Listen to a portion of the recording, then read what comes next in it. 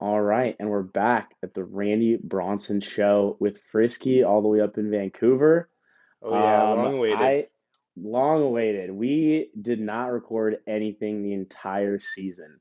So really, we're just gonna Yeah. run through the whole year and kind of just talk about everything that happened, going from probably the most hated team in the country to definitely not that by the end, and all the BS, all the team house, just run through goddamn everything because it was a million stories in one. Yeah, we don't even have a podcast that will be able to cover everything that happened. But you know what? Yeah, Let's give it our best shot. we would need 6 or 7 episodes. But Hmm. yeah, I mean, we're gonna start at the beginning.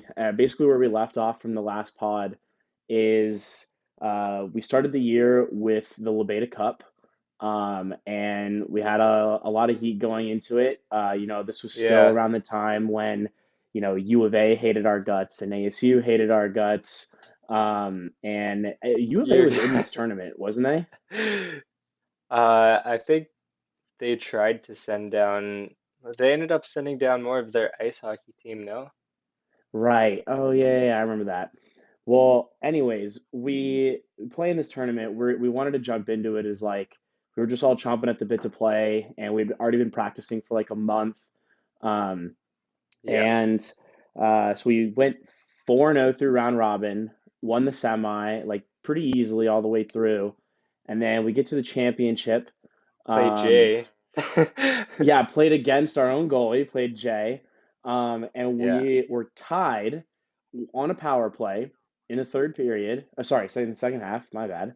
Um, and this player on the Nightmare. PK on the other team, Trey Decker, grabs the puck, sends it up down the glass, gets about three-quarters of the way down the glass, hits a stanchion, redirects at a 45-degree angle as our goalie Bucky is like sprinting towards the corner to stop this puck to try and give us more time on the power play, redirects right into the goal. They go up, whatever it was, 2-1, 3-2, and Yeah. end up winning the game that way. We never potted another one. So that was just a bitter, bitter taste in the mouth to start the season. Yeah. I mean, even though it didn't really count, man, was it. But if you think Oof. about it, that kind of is a recap of how our season went.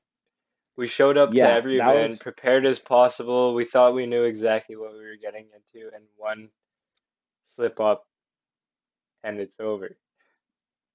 Yeah, we definitely had a lot of those just like getting super close and not quite making it. I mean, Lindenwood, Bethel, quarterfinals at nationals. I mean, it happened over and over and over again. Yeah. Something definitely we're trying to avoid next year. But we were able to start some traditions that weekend. We started writing our scores on our locker room wall. Um, we found an MVP award. Oh my God, we got to talk about the rookie party. I wasn't even going to talk about that initially. Um, I wasn't either. I got in trouble that no, night. no. We're talking about it. We're talking about it. Yeah. So after the Beta Cup, then we went to preseason. Not much happened. Won 3 games. We didn't play anyone fun. And then we did our first real weekend for our opening weekend of the season. And keep in mind, U of A still hates us. ASU still hates us. Um, and we win our first 2 games. One was against Cal Poly, one was against Fullerton. So we were pretty hyped going into the third game, which was against U of A. And man, there had to be 100 plus people surrounding the rink watching this game. I mean, Yeah. everyone had seen like the podcasts online. Everyone had seen the online beef. I think they were really interested in it. We ended up winning that game 6-3. Personally, I think my favorite play of the whole year, my or maybe second favorite play of the whole year, happened in that game for me. Probably your Was able to celly. put, oh yeah, put the puck underneath the stick of Griffin Sherwood, came down, cut really hard right in front of the net, and roofed it right in front of Zeeb. Came down, and as I'm selling, Nick Edelbrick just like slide tackles me on accident because Yeah. he's trying to stop and slid right out, and you just see it like right in the corner of the live barn. It was perfect. And Brick Um, is a big man himself. He's not just a oh small yeah, guy coming at you. tall kid. It's Yeah, so going into the ASU game, we were all juice. We ended up winning that game 3-2, if I'm not mistaken. And that seemed Yeah, to be the with like a story minute, of, what was it, 2 minutes left in the game or something like that? You yeah, scored, or that you was a nail scored that. biter. Yeah, that was a really funny. Oh yeah, on Lane. Oh my God, I Yeah, totally forgot about that goal. Yeah, that was yeah, it kind was of a like fluke, honestly. It like chipped out to the left I corner. yeah, it was like a 2-on-2 situation. I shot it. It hit maybe their D man and went to the corner, and I won the puck battle. And they had both guys coming at me, and you're wide open in front of the slot. Yep, yeah, that's exactly how it worked, and I ended up just like, I think I roofed it on him, You roofed it, um, yeah. and yeah, it was like almost on accident. And I was like, yep, Um, P28, need it. uh, but yeah, so we ended up going 4-0 our first weekend, and we were absolutely just beyond stoked. We bought champagne, we bought cigars, we threw this party in the hotel In the hot tub. jacuzzi. We were, oh yeah, we were stripping. We were out of our That minds. was a good Alex and I time. couldn't have we were so excited that like everything that we had built over the summer had finally, like, there was some sort of fruition of success right at the Yeah, beginning. I mean, even just to take down ASU on your first try, like, wow, that was just one of the most ecstatic moments of the season. Was right off the hop, and that was a yeah. super cool thing to go through. Um, but and it Even was at the end of the day, though, like as hard as we sallied, we were just as tired from four oh yeah, I games, mean, we only six had seven guys. skaters. We had like it felt like that we almost had one of our goalies player because we Yeah, were we so exactly yeah. playing 12 periods of hockey in one day was Stop not time, 20 something. Yeah, minutes. It's three stopped or periods. 15-minute, 3 periods, 15-minute stopped clock. That was exhausting with only It's a seven lot of hockey. skaters. Yeah. And yeah, I mean, our legs were locking up. We were sucking down mustard packets like no business. Yeah. Um, Electrolytes everywhere. And I mean, we were kitted out with the staff. We had our media girl, we had Tenley, who was our strength and conditioning coach and trainer. And but also, oh my God, totally forgot about this Eventual part. head coach. Yeah, no, that happened that weekend. So the beginning of the season, we had two coaches. We had this guy named TK, and we had this guy named Richard Yusa, and both great guys. Before the season started, like literally like a week before the season started, TK was like, "I was so sorry. Like I had health issues. Like I got to back out of this." I'm like, "Dude, no problem. Don't worry about it." Um, and so then we get into the season, and Yusa, like, I think he showed up twice, maybe three times, and Yeah. then it kind of But just disappeared. his role, like thinking about it, like when he signed up, he wanted his role to be, that fun coach that everyone like kind of gets along with, and he's just kind of that role guy. He didn't really want to take Hmm. it by the reins. That's not really his type of thing. So No, no, no, no. it You're kind of right. makes sense where Yeah, it was just starting off a program like this, and we'll talk about this more later, more in depth, on like how that really came to fruition. Um, was just like bump after bump after bump. And, this person would drop and this person would drop and this person needed this. And, there was a while that it felt like there wasn't a lot of help coming our way. It was like yeah, everything in the beginning, like everything over the summer up until like 2 weeks before school was going swimmingly. Like everyone was in support, so much buzz online, everyone wanted to play. And then yeah, 2 weeks beforehand, everything fell to shit, and our roster went from like 10 to 2 or 3. And then we rebuilt it over the 2 weeks, and then yeah, coaches dropped, and then staff came in, and then staff dropped, and then it was just very long whirlwind. But getting back to the point, um, we didn't have a coach going into our opening weekend.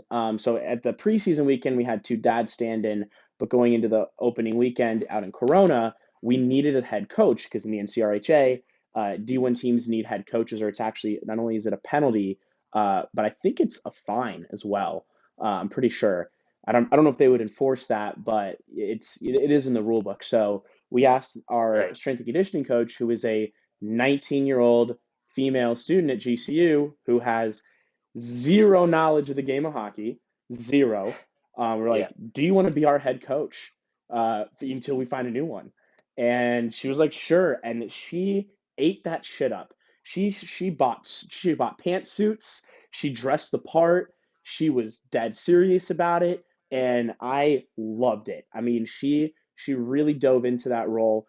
Really, Yeah. basically, what I told her was like, look, we obviously you don't know anything about hockey, you don't know anything about roller, you don't know how to skate. Like, no one is expecting you to be making strategic calls. No one's going to be looking to you and say Yeah. like, who's on the power play, or what are we playing, man, are we playing a woman? Like, no one's asking her to do that. The only thing we Yeah. asked her to do was keep the vibes up and keep the bench calm. I mean, what did you think about She, how she did? I think she she did really went fantastic. above, like, I would say she really went above and beyond what anyone of us expected.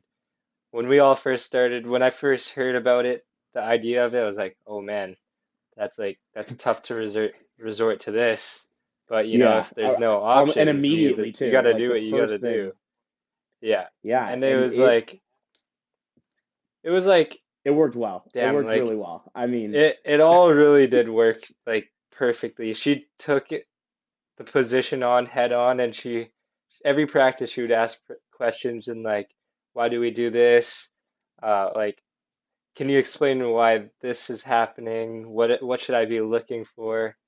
And like, she just was like absorbing the game.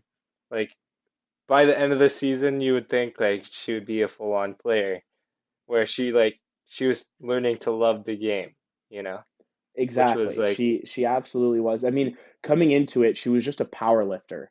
She was a power yeah, lifter. She was studying to be a nurse. Like, wasn't even that much of a sports person at all.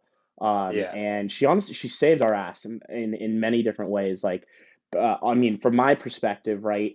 I was wearing a lot of different hats at the beginning of the season. I was a player. I was a captain. I was the president. I was a you were treasurer. the I was Jackie a Moon. I was yeah, I was the coach for a minute. I was running practices.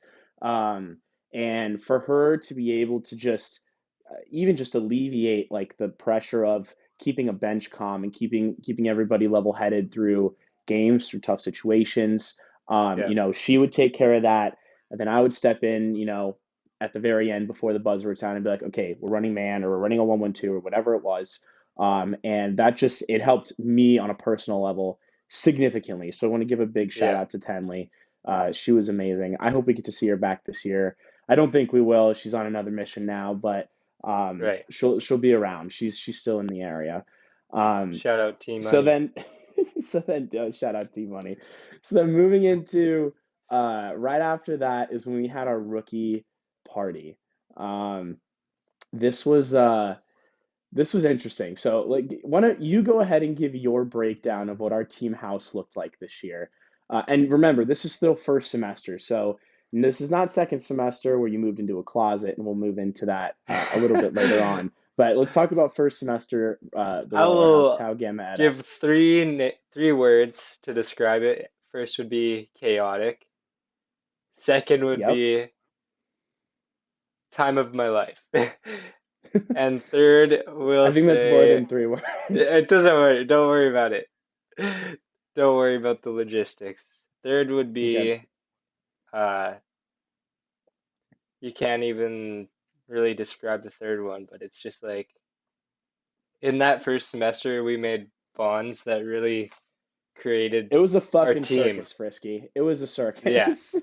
it was a circus, and I wouldn't trade it for a thing. You're right. Neither would I. I'm gonna give a brief, paint a picture here. So we got Yeah, a 5 bedroom house that was about 25 minutes from campus and about 10, less than 10 minutes from our rink. Um, and initially we only had 5 people in it. Made sense, one person per bedroom.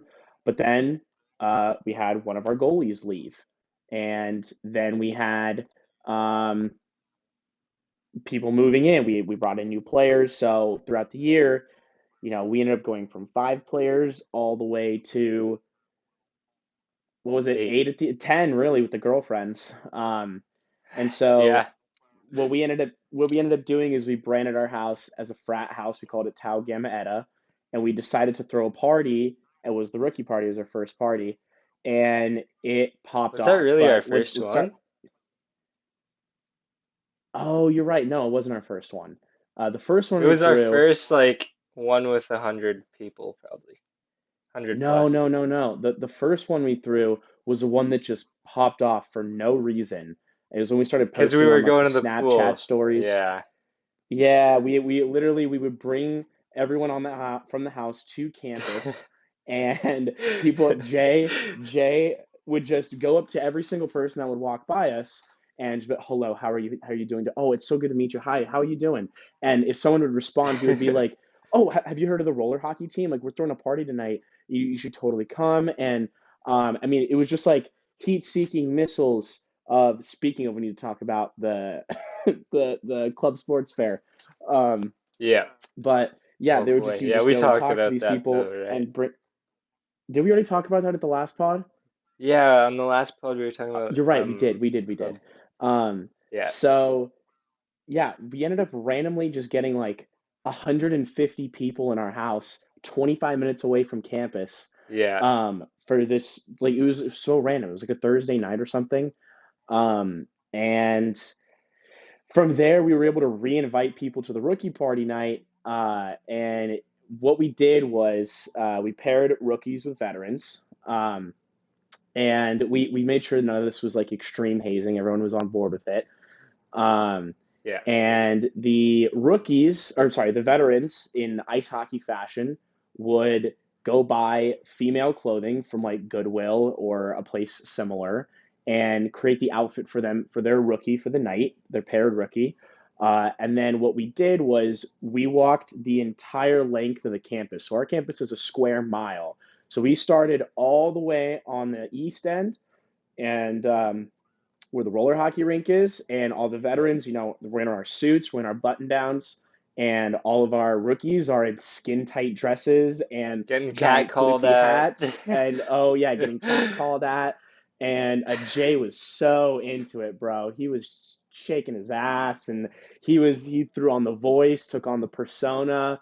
Yeah. And we even got Logan, who is very religious, to get in on it. And so once we got to about three-quarters of the way through the campus, we stopped in the cafeteria and we brought our speaker with us and we had all the rookies sing us a song in front of everybody. The problem was there was no one in the cafeteria, so we said, screw this, turned around and went right onto Lopes Way, which is the single most trafficked street on campus, plopped him right down to the center and had him just serenade everyone that was walking by. We ended up getting this like semicircle of 75 people to listen to Yeah. them. And oh man, we got a bunch of videos, so now hopefully we can pop up some on the left here. But man, it was an electric night. We ended up bringing everybody back, and Yeah. The it was karaoke a fun machine party. And broke. yeah, karaoke machine, and we'll leave So it at that. But Estes was hitting the vocals. He had girls oh yes. melting on the floor. It was crazy. Mm, we played Baby Shark at least 5 times that night. Oh yeah. It was quite the night, and it was a good way to start like developing the culture throughout the season, which was something that I was very very insistent on throughout the year. And I mean, even kind of on that topic, somewhere close to this, I think it was only like maybe a month later, um, we ended up doing what I called a round table. And we'll definitely do these this year too. And if there's any other college teams out there that are, facing team problems, I'll go ahead, steal this from us for sure, because it worked beautifully. Um, Yeah. and I'll briefly describe it, and then I want to get your take on this, Frisk, because basically we were having a lot of it was like an internal power struggle. Some kids weren't fully buying into the ideology. Some kids were, and then they were getting mad at each other that some were and some weren't. And so basically, we had a mandatory team meeting at the house, um, Yeah. and we It's had this missed giant table. practice. Oh yeah, we Most of canceled practice. We yeah. canceled the workout. We're like, this is more important. Everyone is going to Yeah. sit down at this table, but we didn't tell anyone what was going to happen. So Yeah. um, we bought a bottle of Jägermeister, um, and plopped it down in the center of the table. And basically, we it was like the talking bottle, and we went around, and I would start off with a very basic question like, "Why did you come to GCU?" In fact, I think that was the actual. I think that was the first question that I Yeah, asked. that was the opening Um, question. and then after you talked, you had a drink, take a shot, and we keep going around. And obviously it was voluntary. There was a few people that opted out, but they still participated in the spirit of the thing. Um, Yeah. and then with every round, it would come back to me, and I would get, the question would get a little bit deeper. So instead of, why did you come to GCU? It would be, why did you start playing hockey? Or, what was your family life like? Or, what is your biggest regret? And just it would go deeper and deeper Yeah. and deeper, and take it away. I mean, you were a participant in this, and obviously you weren't help Yeah. orchestrating it. So what was it from your view?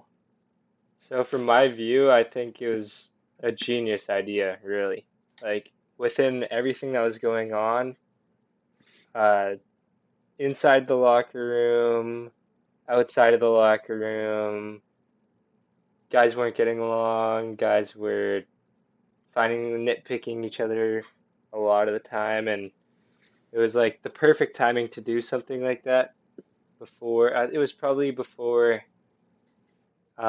Thanksgiving and the tournament we had in Tucson.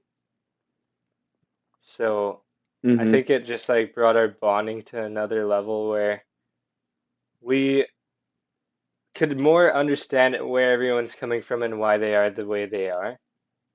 And when you can Exactly. appreciate someone for more than just being a teammate, another teammate, uh, it just makes things a lot easier to relate and like realize we're not all that different, even though we all come from different places. We all have our own struggles and problems in life where we're a family. We're not just a team, you know?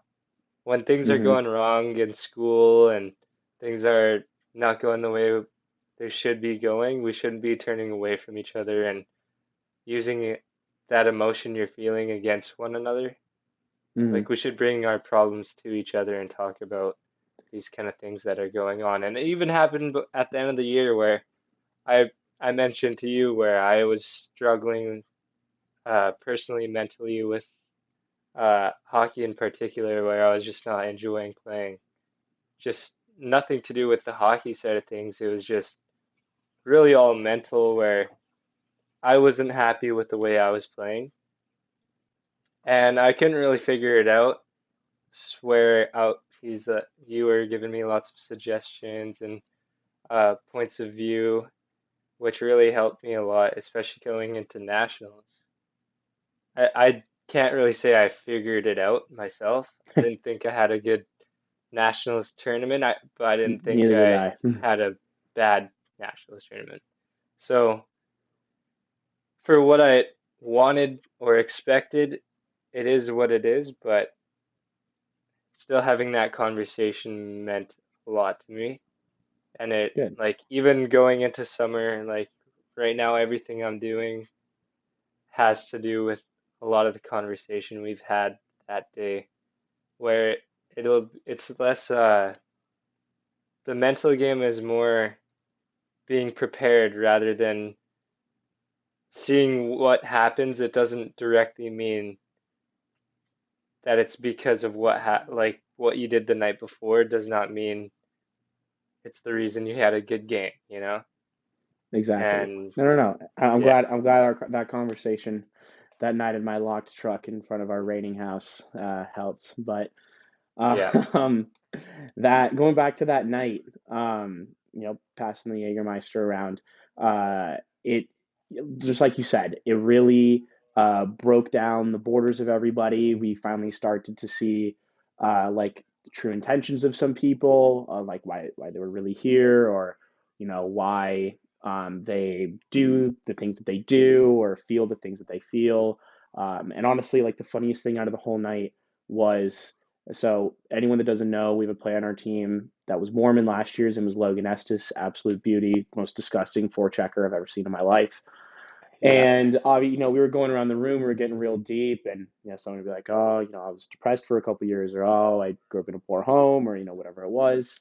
And obviously, he grew up in a fairly sheltered environment, and you could just see his eyes like getting wider and wider with every round that we went around the table. And every time it would get to him, he would be like, I never really experienced any of this myself. Like he would come right after someone being like, yeah, I struggled with drugs and alcohol for a long time. I had to go to rehab. And then Logan would come up and just be like, yeah, I don't know what drugs look like or anything, but Yeah, and honestly, that dichotomy of the team, like seeing the giant different worlds that everyone grew up in, really, really helped bridge the gap. So yeah, if you are a team and you're in the NCRHA next year or whatever league it is, and you having an internal power struggle, maybe consider a roundtable. for It sure. definitely it worked for us. In fact, we almost did one in Chicago. So Yeah, speaking of, we can start to move into the break, the halfway point of the season. Because oh no, Colorado. We got to talk about Colorado. yeah, Um, so this was one of my most this is probably my favorite trip of the year, and not for what happened during the trip, but just how it came to be, in my opinion. So right. basically, we were at the pool on campus on a random Tuesday, and uh, Xavion and Bucky said, "Hey, we're going to Colorado this weekend." I was like, why? Like you're going home in like 2 weeks, or whatever it was, 3 weeks for a winter break. Um, and they're like, oh, we got to go try out for our Pi Ha team so we can play this season. I was like, oh, okay. Um, so I was sitting there and I was like, man, we don't have anything to do this weekend. Haven't played games in a couple weeks. What if we just all went to Colorado? Yeah, And like almost our whole team was sitting right there in the pool with us, and we were missing like two guys. So I was looking around, I was like, hey, what if we all went to Colorado and we scheduled a bunch of scrimmages and just it didn't mean anything, and we just went to go play some pro teams.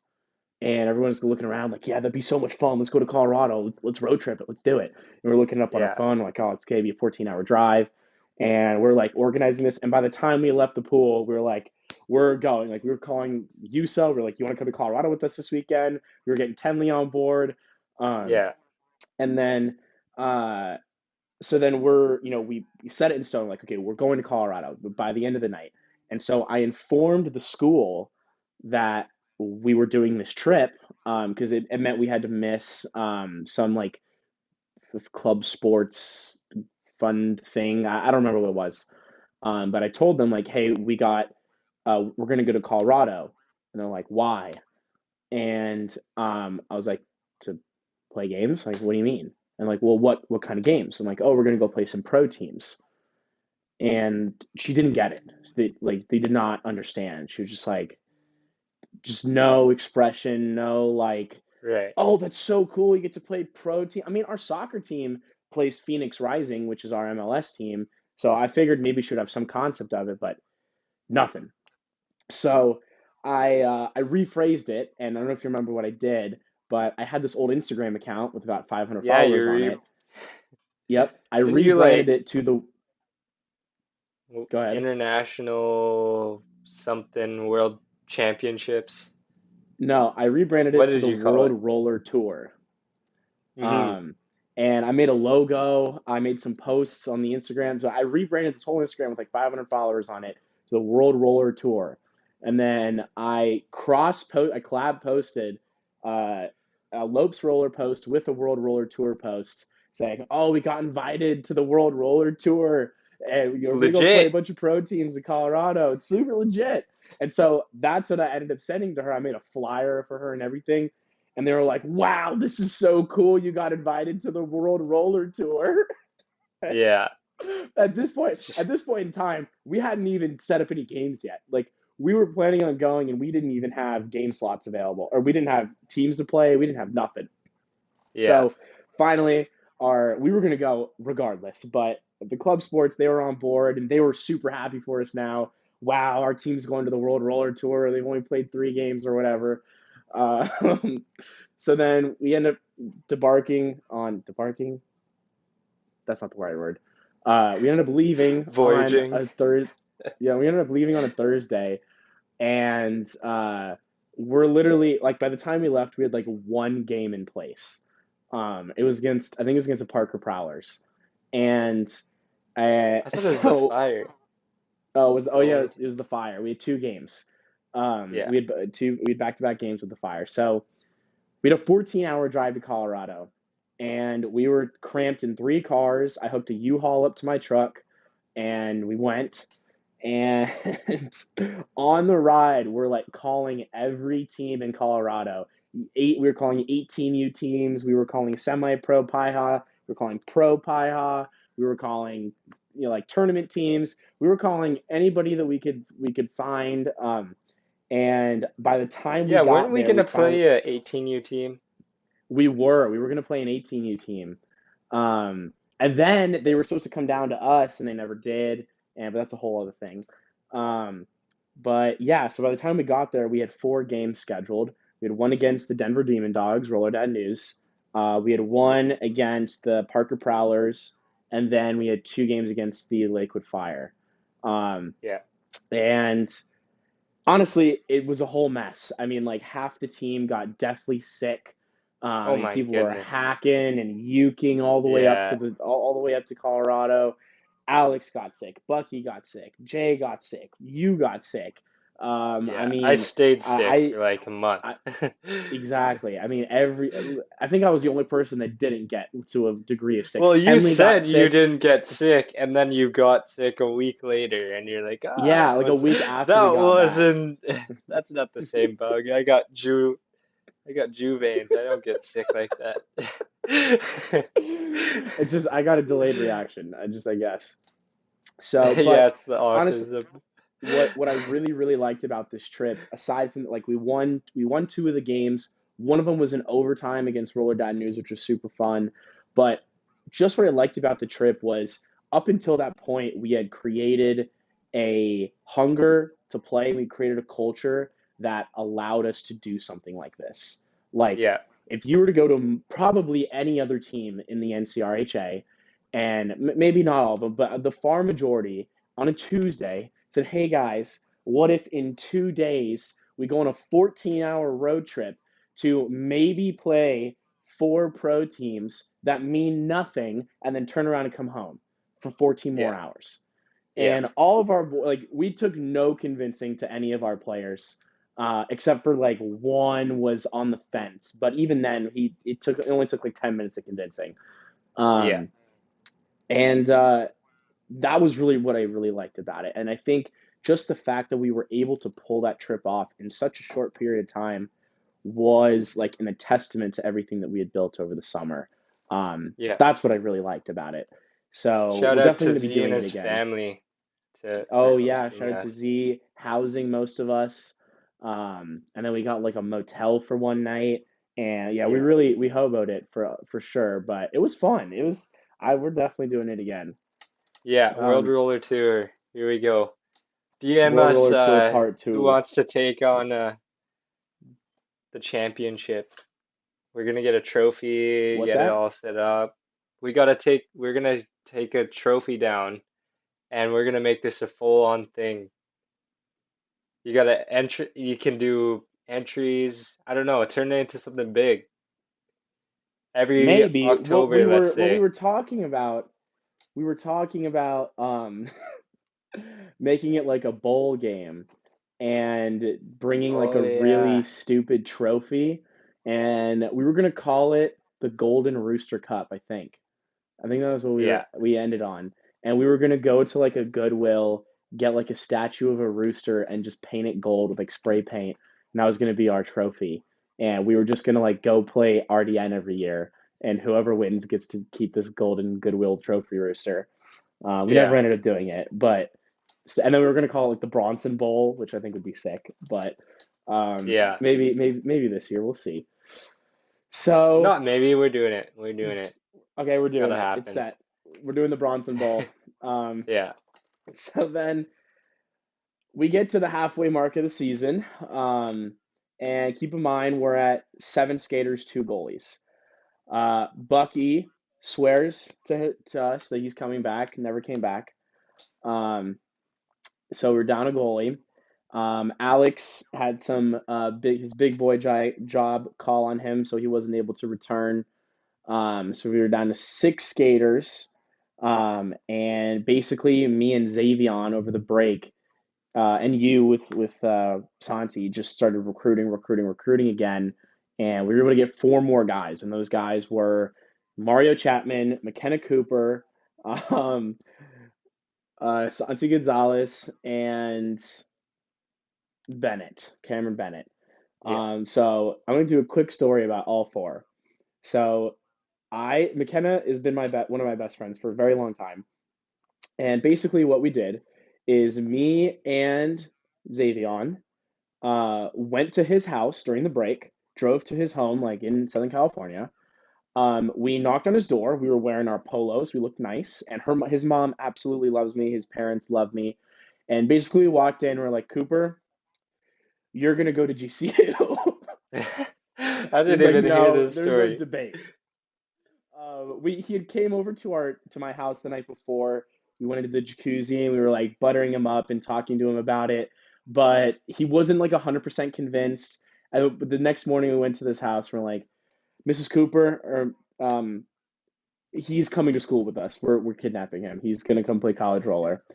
And she's like, "Oh, I don't know about this. He's doing his real estate thing." And we're like, he's got his whole life to be a real estate agent. He's only got right now to be a college roller hockey player. And literally, Yeah. right, we had the letter of intent papers with us. We had everything, and we took his signing photo right then and there, and we signed him right then and there. We're like, "You're coming home. You're coming home with us. You're Phenomenal. coming home with me." Where to? And so he did. He came back with us, and he just stayed. And that was how we picked up Cooper. How we picked up Mario was we played in a tournament called the West Covina Cup, which we made a vlog about actually. So if you go back and watch that, that was how we found Mario. Phenomenal He video, was on my by the team, way. and I was just talking to him, and I was like, man, he's young. This kid's a solid forward. I was like, Mario. I was literally like walking past him to the locker room. I was like, hey, Mario, you ever think about going to college? And he's like, yeah, actually, I think I'm in like community college right now. I was like, you ever think about playing college roller? And he's like, yeah, I've been thinking about it. I was like, well, what if you came and played college roller in 2 weeks? And he's like, really? And I'm like, yeah, I'm dead serious. We need a forward. And he's like, oh, yeah. Okay, let me go talk to my parents. So then he went and talked to his Unreal. parents, and he came back. He's like, all right, we're doing it. Let's go. I was like, yeah, fuck yeah. So then over like Was the he next gonna couple stay at his days, like grandma's at yeah, first? he had family out here, and he was like, okay, I'm gonna live with my grandma. I'm gonna do the online school, and like we're gonna make this work. And so yeah, it was like a 3-day process getting him in. Yeah. And then yeah, obviously Santi was a much longer ordeal. We had been talking to him for months. But then Yeah. Bennett.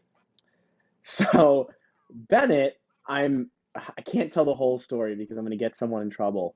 But basically, he called one of his friends that went to another school, and he was like, "Hey, I want to come to your school to play college roller." And his friend said, "Don't come here. It's not what you think.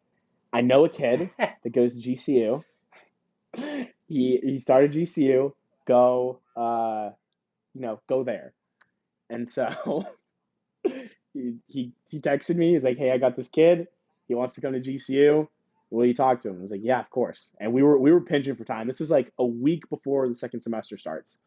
Um, and so Cameron Bennett calls me, and we talk, and like he was just the most stereotypical, like bruh, I love my lettuce, and sauce me that the fucking beans, and that type of shit.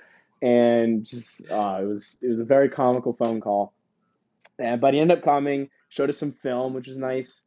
Uh, and then, when it came time for him to actually show up, um, he drives down. He's from Chicago, so he drives down uh, in the middle of the winter, for the record. Hits St. Yeah, Louis, this is stays in St. Louis for the December. night.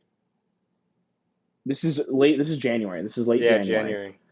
Um, so he hits St. Louis, stays the night, wakes up, drives 10 minutes into his next leg to get to Arizona, totals his car, fishtails, hits the side of hits a guardrail, completely totals his car. Then he gets driven back to St. Louis. He gets a rental car, a brand new Ford F-150. 15 minutes into his drive, totals the rental car. So he Yeah. has now totaled two cars in a span of about 2 hours. Okay.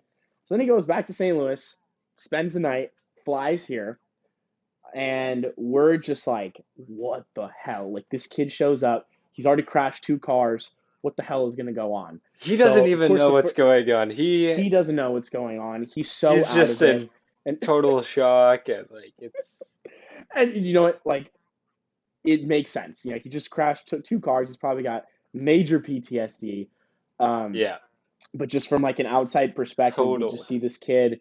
You know, we have preconceived ideas about him, and he comes in. He's crashed two cars. We're like, oh no! Like, what kind of decision did we make here? Who did we just bring onto our team? Comes in Not only that, is and he gonna even be able, like, is he thinking maybe this isn't meant to be? Like, we're like, oh crap! And he's gonna go home. Like, no, but he pursued. He made it yeah, here. He was dead set on staying. He had a great attitude. Um, And so he needed to get his concussion test done before our first games, which were literally in like a couple of days. And so he goes and does his concussion test, then fails it. So then he requests a second test, failed the second test, and then he literally, in order for him to play in our Tucson weekend, he needed to special request an 8 a.m. concussion test, a third one, um, and then he was going to drive himself down to Tucson. And like we planned it out. Basically, if he finished the test in 30 minutes and immediately got to his car and drove, he would miss the first period of our first game. Excuse me. So, that was Queen Creek. oh, Queen Creek, you're right. My bad. So he does. He shows up at 8 a.m. The test taker's not there, and he's like freaking out. He's like, "Oh no, I'm gonna miss a game. Like, what is gonna happen?" Finds someone. Um, I don't know. I don't even know what he did. You think he found some trainer in some room to give me a goddamn concussion test? So Yeah, he gets the concussion test, passes it, drives down to Queen Creek, and plays in the second game. And plays in the last two games of the day. I think he ended up missing two yeah. games. Um, but just resilient effort by Mr. Bennett, I have to He's say. just a Um, resilient guy. The guy breaks he his is. hand. Like, Oh my I was God, yeah. reffing the game. He was playing goalie in Jay's equipment. Jay's equipment's like 15 years old. It barely Mm, fits Bennett. He goes to make this crazy save with the inside of his blocker hand. Saves it, nonetheless. Broke his breaks his hand. finger. Yeah, Yeah. but So then got the he was dealing surgery with done. that, and yeah. So going into the second semester, we had some new challenges, and the challenges were really just integrating four new kids into this pretty great dynamic that we had created. Dealing with this kid who broke his finger 2 weeks after getting here, just a myriad of things like that. But then the rest of the season up until nationals was fairly smooth sailing. I mean, there wasn't a whole lot. I mean, what were your thoughts on that stretch of time? I mean, there's a lot of time in between games. Yeah, there was definitely a lot of time in between games, but that Chicago trip gave Oh, us, I mean, never have we ever felt such a roller coaster of emotions in such a you're short right. I period of was time. totally going to skip over this, but you're right. So Chicago, and you know what? Let me start from a management perspective because of what a nightmare I went through, and we're not doing this. I mean, like we're going to do an interregional again, obviously, but it's going to be handled differently. So Right. basically, at GCU, the school requires us to charge players a small tuition, and the smallest they would let me charge was $500 for the season. So that money goes into an account that the school controls, and on top of that, we're also required to do a fundraiser and all that money goes into the same bank account that the school controls. So doing the preseason financing and going through all the books, basically I was like, okay, all of the money that's in the school account, it's only going towards the Chicago trip. That's all it's going to do. I'm not spreading it out. We're not going to use a little bit here and a little bit there. We've got stuff to cover all that. We're just going to use this money on the Chicago trip, get coach's flight covered and, the hotels and the van and that stuff. It's going to, it's going to run a pretty penny. So it's all it's going to do. So, of course, I book things, months in advance, nothing. Rebook it weeks in advance, nothing. And then we're like 3 days away from when we're supposed to leave, and nothing is booked. Nothing. I mean, no, our hotel's not booked, our van's not rented, our some of the flights aren't booked, nothing. Um, Yeah. and so I'm freaking out on my club sports officer. I'm like, what the fuck is going on? Like, I've been requesting this for months. What are you doing? This is our money. Like, da da da. So then the day before we're supposed to leave, I storm in their offices, and I'm sorry, 2 days before we leave, storm in their offices, and I'm like, what, someone talk to me, and I'm looking around, and of course all the people that I would normally talk to, none of them are there. And this is like 2 o'clock on a Thursday or 2 o'clock on a Wednesday, whatever it was. um and I finally find the bowling director, who's like the treasurer as well at our school, and there's no way he can help me, but I was just so pissed. I needed to talk to someone. Like, Ben, I'm talking to you. And so I explained to him what's going on. And I was like, telling him nothing is booked. I've been requesting this for months. This is our money. Da da da. What would you do? And keep in mind, he's the director of the bowling team at our school, and he just looks at me and he just goes, "I just wouldn't go." Oh man. What? I'm like, a school that is built on entrepreneurship. If you know anything about GCU, the guy that owns it is a serial entrepreneur, and oh my god, it like pierced my heart of just how that was like the worst possible option he could have ever said. And I was so pissed. I just left. I got up and left. And so I'm walking out. I'm fuming, pissed. Like, steam is coming out of my ears. I'm freaking out. How are we going to get to Chicago? It's in 2 days. Nothing's booked. So then I was like, we're going to have to pull out. Like, I don't know what to do. So then the person who I'm actually supposed to talk to calls me, and she goes, so, I hear you're a little frustrated with the situation. I'm like, oh my God, I'm about to implode. What do you mean a little frustrated? So she um, basically tells me that she, on her own, decided that she was going to spread the money around. And she didn't think we had enough money to go to Chicago because we had three other California trips for the rest of the year. So she just didn't allocate the money for that. And oh my God, I was like, ugh, I wanted to strangle her. And I was like, no, this is not what we're doing. So, Miss, um, we allocated this money for Chicago, nothing else. All half of us live in California. We can go stay in homes for all we care. Like, all we needed was the Chicago trip. None of us, well, actually, one of us was from Chicago, but we couldn't all fit in his house. But this is how Yeah. we're going to Chicago. And she's like, oh, I didn't know that. All right, I'll get right on this. And then just books everything right there. I'm like, so you're telling me the reason all of this stuff hasn't been booked months in advance is because you on your own decided to change my fucking accounting? Oh my, like, I was so Yeah. infuriated. So, anyways, we end up getting there at super late at night with an 8 o'clock game the next morning. And feel free to run us through that horrendous, deep, low day of our season. Oh man. You can't really describe what happened. It was just Oh, I can describe it. It was shit. I That's what happened. yeah, it was shit. It was shit. So our first I game was against Henry Ford, which in oh no, I'm No, sorry, it it was against was Ohio Ohio State. State. Yeah, and so obviously we're walking into this like we're a D1 team, they're a D2 team. We're gonna walk all over them, and then Robbie Stryanese from Ohio State walks in our locker room and he's like, "Oh, you guys are gonna wax us. We don't even have this one kid." And Like, don't beat us too badly. It's 8 o'clock in the morning. We're like, okay, Robbie. So then we go out and we lose fair and square. But it wasn't a badly called. We just played beyond horrendous. Yeah. And oh my God, getting back into that locker room, I was sitting there. I was like, what? Like, what just fucking happened? What do you mean? Everything, all the hard work we had just put in 3 days a week of practices, 3 days a week of working out, all the time and effort on the phone and building this program. I'm like, we just lost to a D2 team. I had like lost hope for that trip completely. Yeah. And that resonated throughout the whole locker room. And it's carried into the second game we played Henry Ford. Again, we're like, we're in the power rankings that I was doing.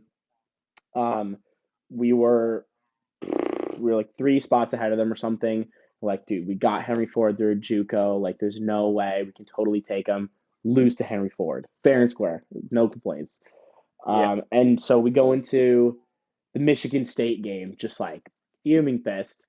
And we ended up winning, but we still did not play very well at all. Um, like, by no means was it a GCU performance.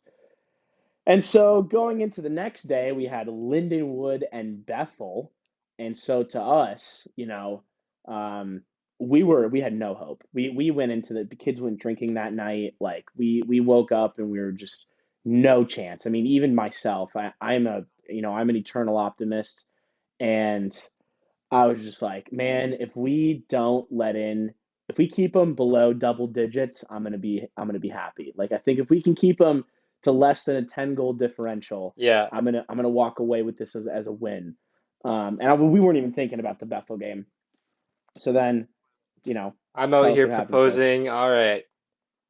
Where's Garvey? When are we gonna break? When are we gonna talk about doing the box? We want we want to keep it within 8. Let's just run box. Coach And do you remember delivers. the speech he gave us before the Bethel game? No, No? Okay. I have an It idea was of it, but it was long, but I'll tell you the gist of it. The gist of it was we're talking about doing the box. He walks in, he's like, so I hear we're talking about doing the box. And we're like, yeah, it's Bethel. Like, obviously we're playing terrible. Like, we just need to keep them to a minimum. And he's like, pussies run the box. Men play the system that they practiced. And he just went on about running the plays that we had practiced, and playing the systems that we had practiced the whole year. And I mean, he was goddamn right for sure. We just he had our was. spirits were just so down. So uh, We go up we four went out. one. Yeah, we were up 4-1. Ended up getting tied. Went to overtime. Went to shootout. Lost by one in the shootout. So, and after that, after that game was over, I was like, performance of a lifetime. How did we just do that? We just went from losing to Ohio State, barely beating Michigan, to taking on, a number 2, number 3 seed team in the country and taking them to a shootout. Holy mother God. I had a hat trick that game, so I was just on cloud nine. Um, Yeah. even oh man, I was in such like deep despair that game that after I think it was my third goal, I noticed that like a lot of my ex teammates from Lindenwood were sitting behind the bench, sitting behind the Bethel goalie, especially like this guy named Ziggy, Beauty Ziggy, and like a bunch of my ex teammates. And so after I scored, I went up and just like slammed the glass right in front of them, and they all just like started fucking giggling, laughing, and that was a big moment for me. I loved it. That was hilarious. Um, Yeah, it was a fun game.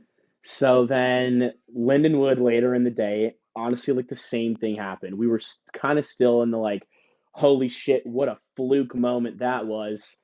Let's go get them, boys. Like let's not go get mercied by the big bad old wolf that is Lindenwood.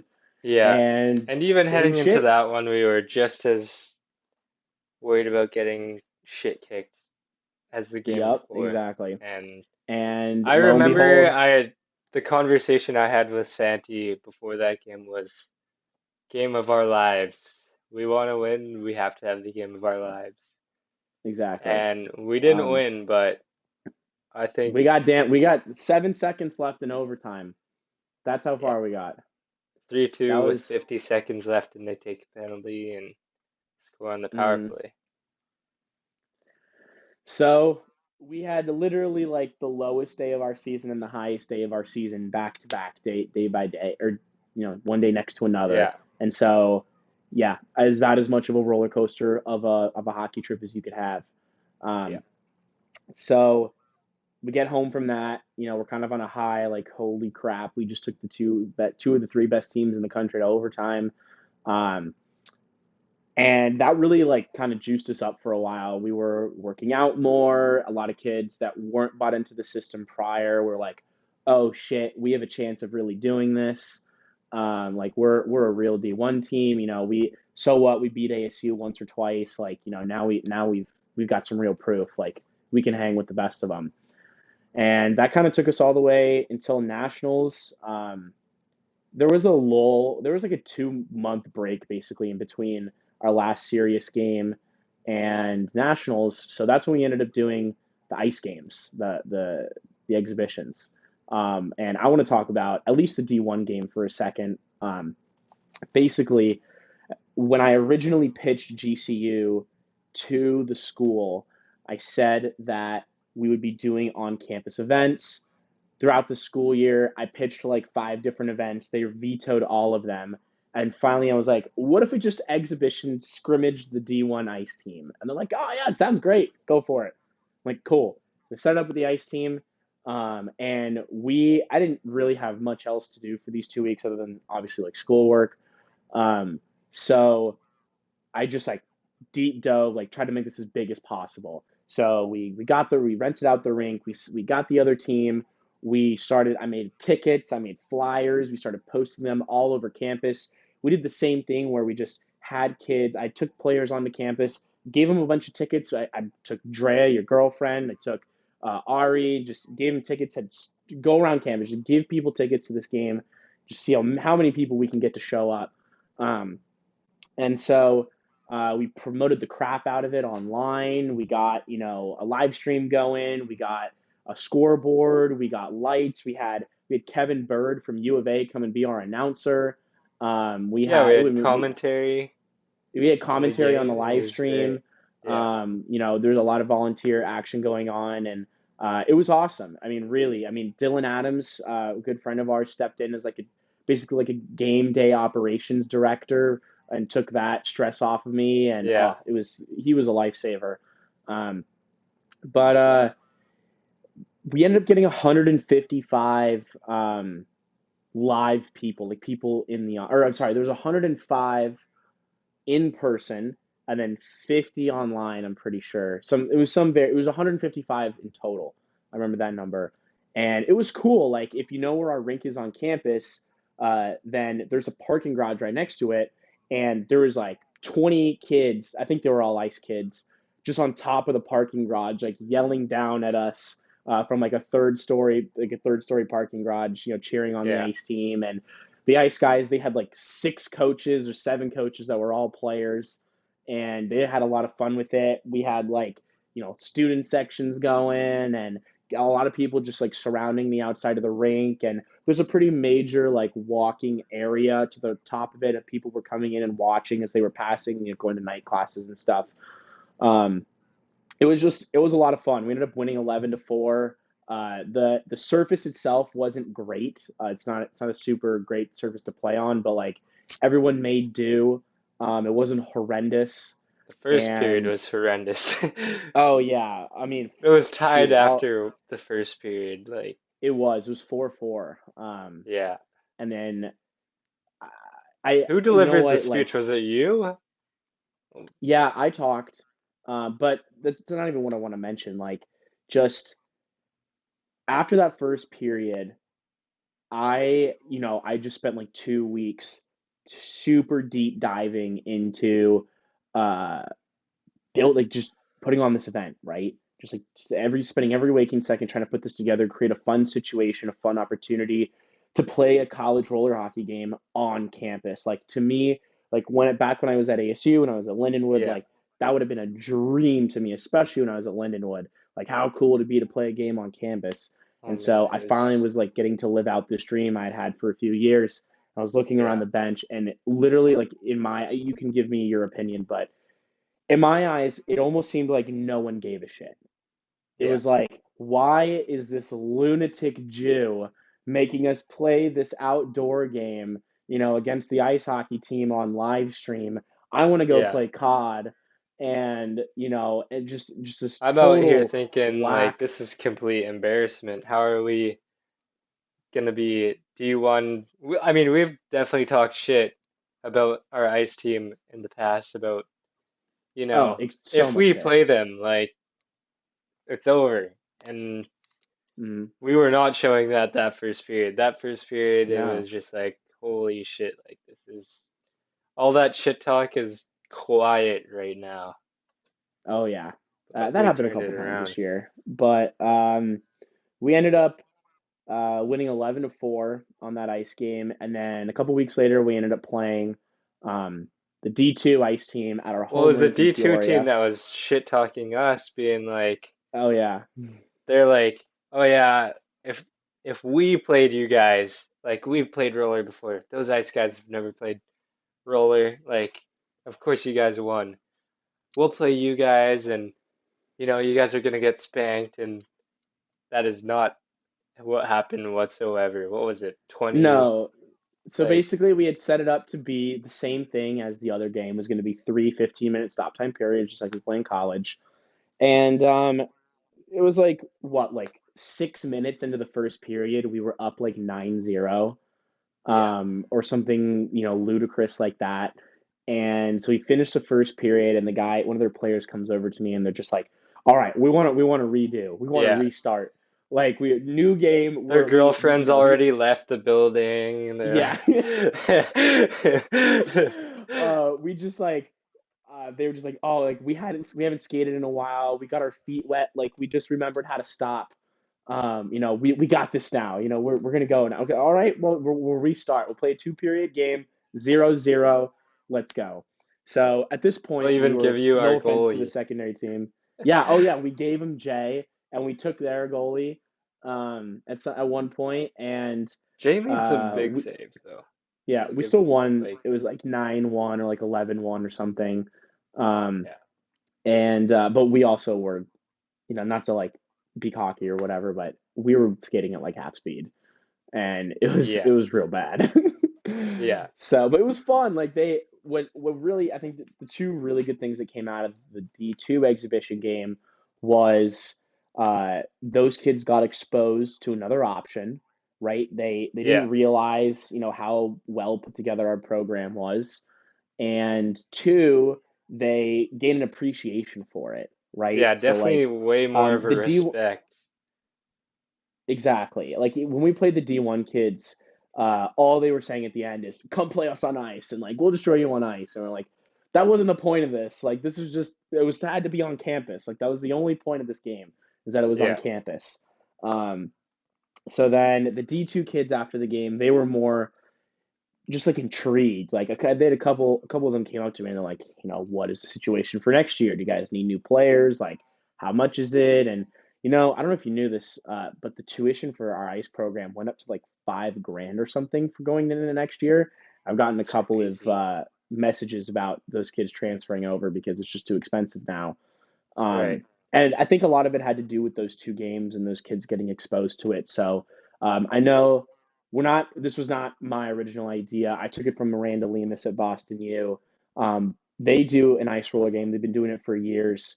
Um, it's a great idea. They also do it on campus. It's just a great like intermingling of the programs. Really, I think it legitimizes the roller program a lot at both times that we did it. And I mean, Yeah. after that second time, now like a lot of the ice kids knew who we were. They knew us beforehand, but now they really knew who we were. And we would go out to like Stingers, which is like the GCU bar, and they would see us and they'd be like, "Oh crap! Like you guys go to nationals, right?" And they're like, "Oh, that's so sick! Like, we didn't make it this year." And but they would know all the stuff about roller. Whereas, like, if you were to look at most of the other schools, 99% of them would be like, "We have a roller hockey team." I mean, like even at Yeah. Lindenwood, we're one of the greatest college roller hockey program in the country. So many times, small school too. Kids would come up to me. Like, what do you do? I'm like, oh, I play roller hockey. And like, we have a roller hockey team? What? And that just like didn't happen nearly as often this year. Especially like in the second semester when we started doing things with other programs. Yeah. So, I mean, this year I wanna start doing other sports with other programs. It's not even hockey. Like I wanna like scrimmage a lacrosse team or something. Like um I just wanna like really branch out or like take on like the club basketball team or something. I don't know. Yeah. Just something for fun and like really branch out. I mean, we're gonna get smoked, but it'll be fun. Yeah. So Well, that's what people will remember us for. Oh my God, they sucked, but like, it was fun. they're a good group and like they know how to have fun, you know? Exactly. Okay, so I mean, all we really got left is nationals. And then let's kind of talk about actually let's take 2 seconds to talk about how the team house ended up. The team house. So yeah, I mean, so we are Yeah. obviously started with the five, and then Mario and Cooper and Santi all came in. So we went from Cameron. 5 to 8. Oh yeah, Cameron. Yeah. So when Cooper came, um, we had this like den, like a loft basically, and we put two nails on the other side because there was three walls and then an opening. And we put two nails on the side and hung a rope around the two nails, and then we bought these like Walmart curtains and like barely curtained off this area. I mean, if you were to look at the height of the wall, maybe a third of this opening was actually covered. Yeah. And he slept there for like a couple weeks, paying the same amount of rent as everyone else. And then Bucky grabbed his stuff and left. And so he moved into that, or Santi moved into that room. You wanted a discount, and I would like you to walk us through this thinking process. It And was so you came to genius, us and said actually. that you would live in our under the stairs Harry Potter closet for $150 a month. So And originally it was 200 and Cooper was like, I'll give you an extra 50 per month if I can have your room instead of Mario having your room. And I was like, all right, bet. I don't really, I was at the point where I needed just discounts wherever I can find them. I'm taking it. I'm working every like I'm refing every shift I can. I was just, I was living on pennies. And yeah, it was a a lot of kids were. sacrifice. Yeah, it was a sacrifice that needed to happen. And it actually turned into more of a room than my actual room. I went to You're Target, I right. It did. like You put up more decorations. You got spent more some time lighting in in there. there. Yeah, Yeah, you got some lighting in there. But it was don't get me wrong. It was for everyone listening. It was absolutely a closet. It was literally a closet. It yeah. was the space underneath our stairs, just like in The Harry Potter that he was living in. the And his mattress girlfriend that was living I in there with him. fit, There's two people. yeah, yeah. The mattress I fit in Um, there couldn't have fit any better. That's oh, it was the like exact width. It was the exact width. it So was then amazing. Yeah, so I then was Frisky stoked was about now in our that. stairs, and Cooper had moved upstairs, and then Mario ended up taking the den or the loft, and then we built this like wooden wall uh, over it. So it was a more legitimate room. The door was a piece of insulation that we moved back and forth. Um, so I did sleep in that room probably two or three times, and it is the opposite of soundproof. yeah, Anything that no, happens in the no, house, you can hear it you're for hearing sure. it. So I Very vividly. understand Yeah. completely why Mario was on campus pretty much most of the semesters Yes, sleeping. yes. I also understand. But then, honestly, the funniest part was when Bennett came, we were like, dude, like we don't have any more room, and there's nowhere else for someone to go. Like, there's already seven Yeah, people in here, and like you can't live on the couch. Like, we need some sort of communal space. You can't live in the kitchen. You live in Arizona, you can't live in the garage. It'll get too hot. And he's like, I could live in the garage.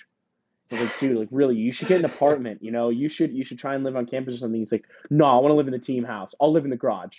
I was like, dude, I'm telling you, it's gonna be too hot. He's like, I don't care. I'm gonna make it work.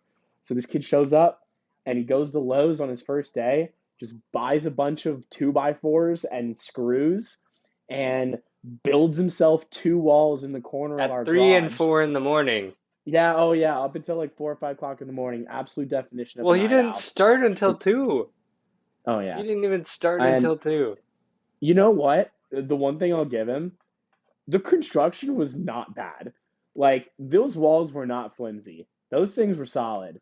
Yeah. Um, and I mean, you they took they them stood down, up. so I'm sure you would Yeah, know. no, they were no. He took them down before he left. Oh, he did? Um, yeah, yeah, There you yeah. go. He was very courteous about it, and but yeah, he like built his room, and it was up in the whole like 1 or 2 days. Yeah, it And looked this, I good mean, too. talk about like being Had the willing to do projector anything for the going. program. Oh What's yeah, had that? the projector in there. It was just like it was a lot of stuff like that, like you moving into the closet and Oh yeah. Cooper willing to live in a half a room and Bill Bennett willing to live in the garage and like all these people willing to make these sacrifices to play college roller. Like that it was those moments and because it happened 100 times throughout the year Yeah. that like made it worth it for me. Like made it worth it to going through this whole process, building this whole thing out. Um, and yeah, I mean it was really awesome. Yeah. Um, so so then we go to nationals, um, and I mean you walk us through this one because I have a different perspective. Heading into nationals, I'm thinking, all right, like it's been like 2 months since we played ASU in the best of 3 series, blew our 1-0 lead, lost, what was it, 2-1 in the final game. We just couldn't get hmm uh, Won a won the goal. first game like 4-1, Yeah, and then lost the second game 6-3, and then or yeah, and then our third game we lost like 2-1. yeah. And I remember just thinking, like, as much as as well as we played, we need to be able to solve this goalie. Like, this guy, he had our Lane. number. Yeah. And Lane, we got him again in quarterfinals, and he did what he does. He showed Well, up. why don't you walk us through that penalty right at the end? Because that's what everybody asks me about whenever they talk to me about nationals. Oh man. So we're playing man to man, and I'm pretty much shoulder to shoulder with the guy from my perspective. He has nowhere to go. He's coming up the wall with the puck. He has nowhere to go. He tries to chip the puck by me and skates into me. I just stand my ground. He goes down because this is the same guy who's been flopping like a fish all year long.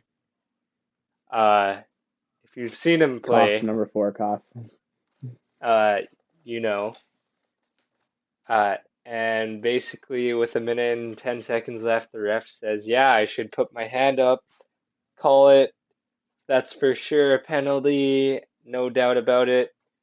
And I was like, before I even went in the penalty box, I'm like, I hope you're happy that you blew the game. And Jesus. he's like, no, you blew it. And I was like, no, I didn't. There's a minute and 10 seconds left. As a referee, you know you can't be making this call. And there's no taking the call back, obviously, but I'm sure he's gonna think about it the next time he goes into a playoff game and there's a minute and 10 seconds left. Does he really want to end a team's season, you know? But, Mm-hmm. No, I know what you mean. at the same time, a true win is a true win, and it doesn't really matter unless you go and win the ship. So we don't even know what was going to happen if we went to semifinals. Who knows what the story was going to be? But what our story was this year is lost in the quarterfinals 3-2, and that's that. Yep. And so going into next year, we've got so many kids. I mean, we've got like 21 signed, enrolled, admitted players right now, and with more happening every week. We got another goalie. More prospective people coming in. We've got another coach coming in. We'll be announcing here soon. Garvey staying. Don't worry. Another assistant coach, goalie coach. We're really we are bringing on a team manager and a travel director. Our staff is going to be very, very robust going into next year. I'm really excited about it. Just really, really creating that NCAA level program. Um, Yeah. Taking all the management stress off of me. And, this is probably going to be my last season. So just going for that, This is the going for year. that ring. There you Yeah. go. Um, you know, Really, obviously, the Cinderella story would have been if we were able to do it in one season. Um, Right. but doing it in two is not too damn shabby either. Yeah. So we will see. Yeah. I Um, know I'll see you for Narch finals. And yes, I'll be in Arch who are you Finals. playing with for Narch finals? Right now, I am on a 24U team, Spearmint Rhinos. Um, Is that the to all the team boys that Cooper are plays with too? used to, yeah. Okay. Just basically, it's all my hometown, a lot of my hometown friends on that team. Um, and there's the only 24U team that asked me to play. So we'll see. Um, don't have the highest of hopes, to be totally honest with you, but I think they know that too. Right. Um, just going to have fun, experience Narch. And I don't know about men's yet. We got to figure out a bunch of stuff for that, but Yeah. we'll see.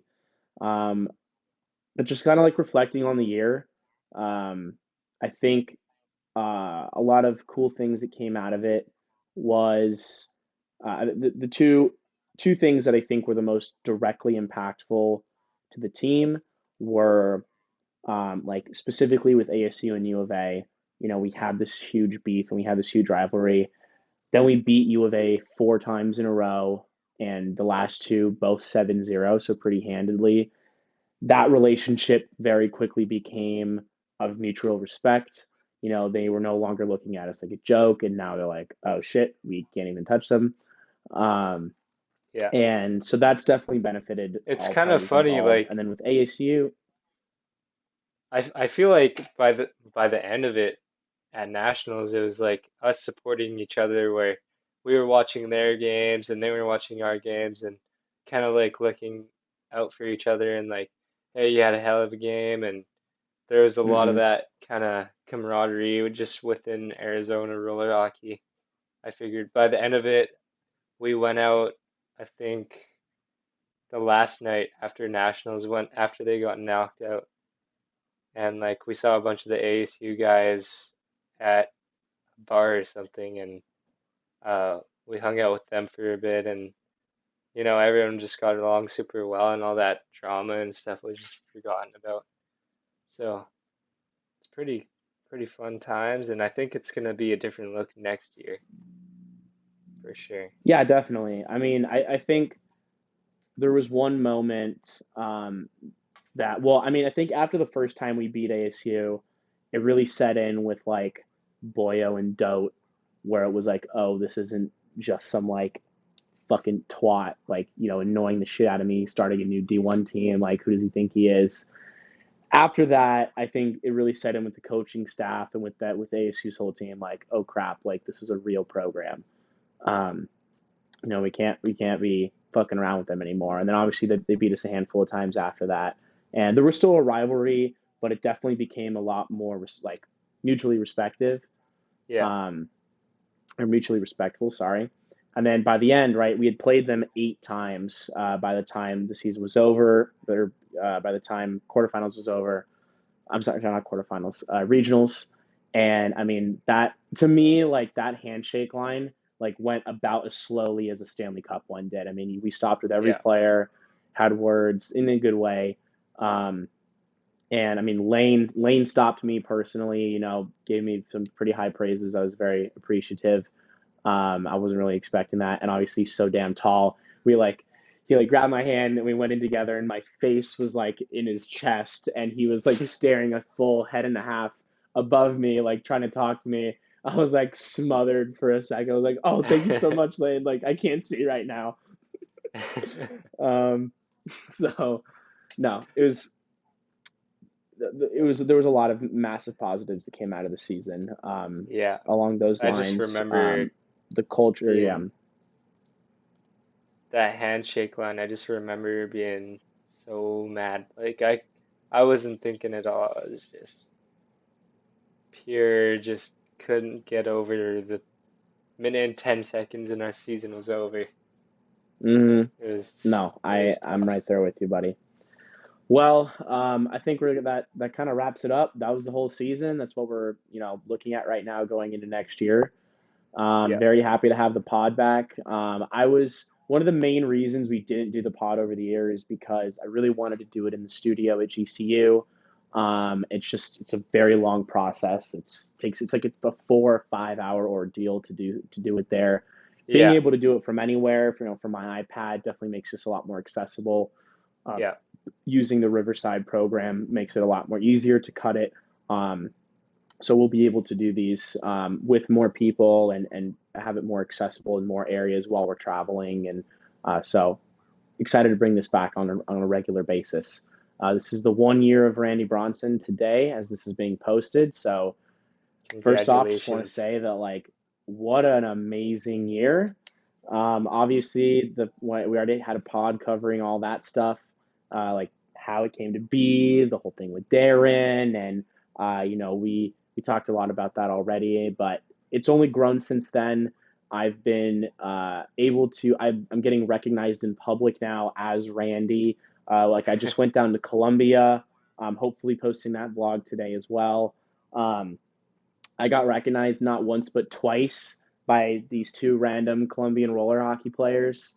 And literally, I was like taking a video for the Instagram, and this kid taps me on the shoulder. He's like, "Randy Bronson." I was like, oh, "Randy Bronson, yes, I'm Randy Bronson." And he Oh, was like, that's "Oh, real. I love the page so much." I'm like, "Oh, thank you, man. It's amazing." And it's just been beyond a blessing to be able to do this over the last year. Good rollers coming back up. We really that took a halt. Basically, all of my projects had to take a halt during the season because it was too much management to be able to do everything at once. But now that we're bringing in more staff, I'll be able to Yeah, hopefully continue everything seamlessly throughout the year. Um, we've got a big, good roller drop coming up here in probably in less than 2 weeks. We announced it for June 1st. The samples were bummy, so we kind of had to redo everything. And so the new samples are coming in here actually in a few days. So we'll be able to start promoting that. It's my favorite drop that we've ever done. We've got a lot of very unique designs this time around. Really branched out of our comfort zone for this one. In my opinion, it's a smaller drop, and we're really hoping to be able to do more drops more consistently, like every other month, essentially. But we'll see how it goes. Just want to thank you and everyone that is involved with the love that you have shown Randy Bronson, the project, the love that you've shown GCU, the love that you've shown Good Roller, and can't wait to bring up so much more stuff to you guys. I love this stuff. yeah, Thank you. unreal. Thanks again.